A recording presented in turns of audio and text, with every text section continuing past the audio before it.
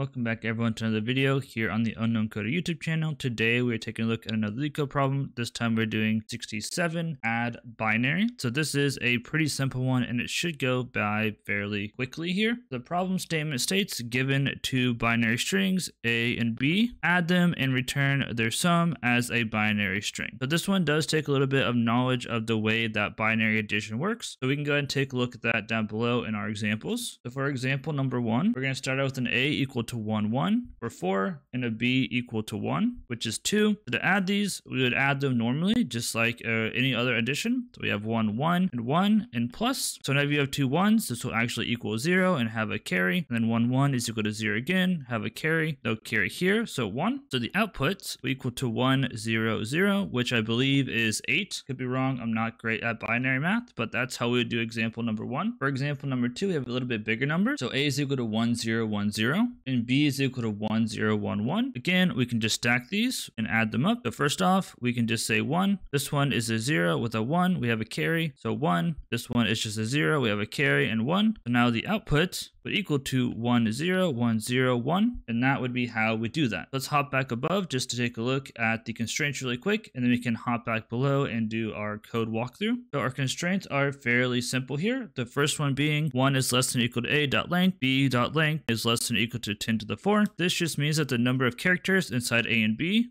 are between 1 and 1000. That literally means that A could be 1, B could be 1000, and anything in between. So that is something we need to keep in mind here. The next one's pretty important. It says A and B consist only of 0 or 1. So this just basically means they're not going to add any other weird characters in there to trick us or anything. We only need to check for 1s and 0s, nothing else. And finally, each string does not contain any leading zeros except for the 0 itself. So basically, we don't have to worry about getting rid of any zeros or messing with any zeros or anything like that. Everything is already set up and ready to go for us. So again, the goal of our problem here is to parse out the numbers sorted inside the strings and then add them together using binary math, returning that new string of the added numbers. And to solve this problem, we must loop through both the strings, adding the current values together, keeping track of any carry bits for the next addition. Then at the end of the solution, if there is a carry, we'll have to go ahead and obviously add that to the most significant bit as well. And typically the most significant bit will come at the end of the string array, or basically the front, whichever way you want to see it, on the left side basically. So we need to add numbers from the right side of the array and then carry the bits towards the beginning of, actually I keep saying array, but of the string. So let's go ahead and take a look at that pseudocode in an example walkthrough and then hop onto LeetCode after that. So for our pseudocode, we first want to say while we haven't looped through all the chars of A and B, so basically while there are numbers to add together, we want to first check if there's still values in A. If that's the case, we want to add that value to sum. Then we want to say if there's a value in B, add that value to sum. We want to say if sum is greater than or equal to 2, set that carry bit.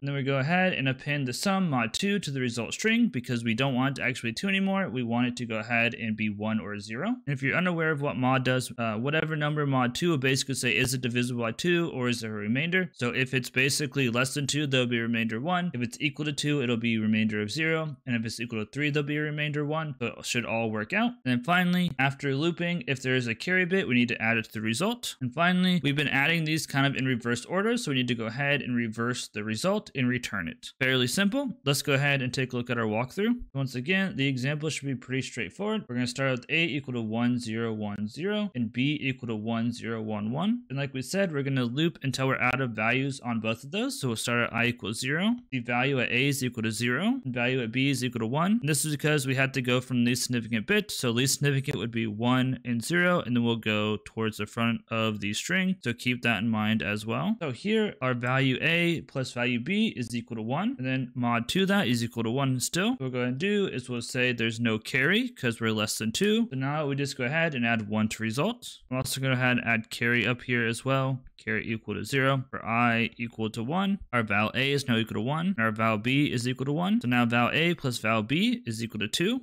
And 2 mod 2 is equal to 0. And now we do need a carry because we are equal to 2. And then we will also go ahead and add 0 to result. Now I equal to 2. Our val of A is equal to 0 again. Our val of B is equal to 0. And our carry is equal to 1. Now val A plus val B plus carry will equal to 1. Mod 2 equal to 1. So now obviously 1 is less than 2. So no carry. Now we'll go ahead and add 1 to the result. And now I equal to 3. Val A is equal to 1, val b is equal to 1, and carry is equal to 0. Now we'll say val a plus val b will equal to 2, mod 2 is equal to 0. Now we do need a carry because it's equal to 2. Now we'll go ahead and add 0 to result. This is the end of the loop, but we have a carry. So go ahead and add 1 to the result, and then return result in reverse, which is equal to 1 0 1 0 1. It's the same way both ways, but if it was reversed, it would work out all right as well. Let's go ahead and hop over to LeetCode and actually solve this. So over here in LeetCode, we're going to start out by building a string builder. We'll call this SB is equal to a new string builder.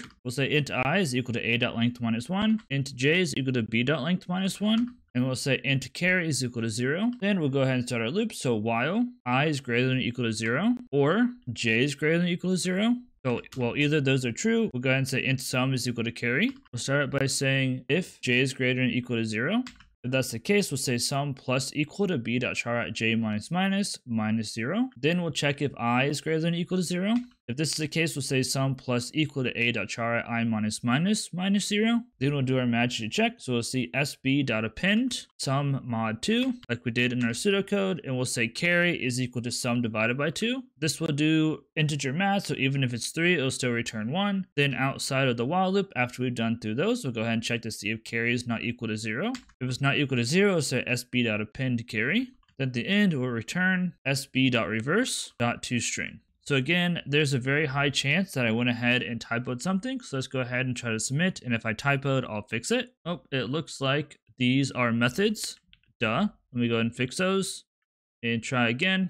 And there we go, a 1 millisecond runtime, which would be 100%. The memory complexity could be a little bit better, but again, I was going more for speed than anything else. So as always, if this did provide you some value or you enjoyed, please make sure to leave a like, comment, and subscribe. Everything helps. And as always, my name is Ethan Uncoder. I hope you guys have a great day, and I'll see you all in the next video.